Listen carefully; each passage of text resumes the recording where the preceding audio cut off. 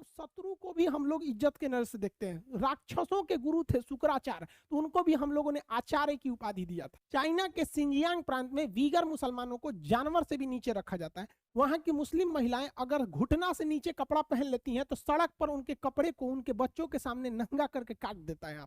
यहाँ पर मौलवी लोग अगर दाढ़ी रख लेते हैं तो उन्हें डांस करके नाचना पड़ता है ऐसे ऐसे, नहीं तो क्लीन शेप में ऐसे दाढ़ी में रखिए, ऐसे आपको रखना है। तो वहां आपको कुरान का एक फिक्स हिस्सा ही पढ़ने दिया जाता है, 30 पारा नहीं पढ़ने दिया जाता। लेकिन आपको गारंटी कहते हैं ये इस्लामिक ऑर्गेनाइजेशन की जो कंट्री है ये कभी भी इनके खिलाफ आवाज नहीं उठा सकते, क्योंकि इनकी भी एक मजबूरी है। देखिए जिस तरह से हिटलर ने 1938 में यहूदियों को कटवा दिया पूरी तरह से, सेम उसी तरह से उसी फॉर्मूला पर उसी तरह से डिटेंशन कैंप बनाया है, उसी तरह से यातनाएं देता है शी जिनपिंग। फर्क यह है कि शी जिनपिंग के सिंजियांग प्रांत में मुसलमानों को कचर देता है, वीगर मुसलमानों को, और हिटलर जो है वो जर्मनी में यहूदियों को ऐसे डिटेंशन कैंप में मार देता था। यहाँ पर वो 1938 में चालू किया था, ये 2018 से ये कैंप चालू किया।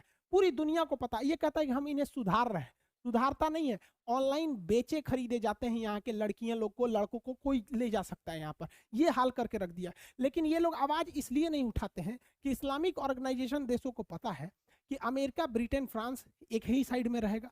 वो लोग इंटेलेक्चुअल सोचते हैं, रूस इन लोग के साथ आएगा नहीं, तो इनका अपना यूएनओ में कोई पकड़ नहीं है, दुनिया में इनका कोई बहुत बड़ा न टेक्नोलॉजी में है ना एजुकेशन में, कहीं पे इनका कोई रोल नहीं है। तो चाइना ही इन्हें यूएनओ में बचाता है। तो ये चाइना के एकदम जी है जी, हाँ हाँ शी जिनपिंग साहब, शी जिनपिंग साहब, ये कचर के थूरते रहता है। इनकी इज्जत लूट लिया, इन लोग को थूर थार दिया, लेकिन ये लोग उसके खिलाफ नहीं बोलते हैं। जांच किसके खिलाफ करेंगे? भारत के खिलाफ, जहां किसी को इस तरह का कोई तकलीफ नहीं होता है। इन लोगों को कश्मीर की समस्या दिख गई और कश्मीर में यह दिख गया कि 1 साल से इंटरनेट नहीं है, लेकिन इन लोगों को यह नहीं दिखा कि 1990 से कश्मीरी पंडितों को जो भगा दिया गया था, उनके घर से भगाया गया, उन्हीं के देश में, वो अपने देश में शरणार्थी बन के रह गए, इन लोगों को वो नहीं दिखा। देखिए व्यक्तिगत रूप से हमें इस बात का भी तकलीफ है कि इनके पास नेट नहीं है, लेकिन इस बात के लिए भी दुख है कि इनको अपना घर छोड़ के भागना पड़ा। दुख इस बात का भी है कि ना हम इनके लिए कुछ कर सकते हैं, ना इनके लिए कुछ कर सकते हैं, ना इन्हें अपना अभी तक हक मिला है। लेकिन कहना यह है कि आप एक ही राज्य में अगर आप देखते हैं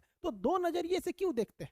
इनके साथ समस्याएं आई हैं जो कर्फ्यू होता है, जैसे हम लोग लॉकडाउन में समस्या आई थी, इन लोग के लिए भी वो था। तो दोनों की समस्याएं दूर हो जाएंगी। आप लोग इंटरफेयर नहीं कीजिए, कोई फर्क नहीं पड़ेगा, आप चिल्लाने को चिल्ला सकते हैं, आपको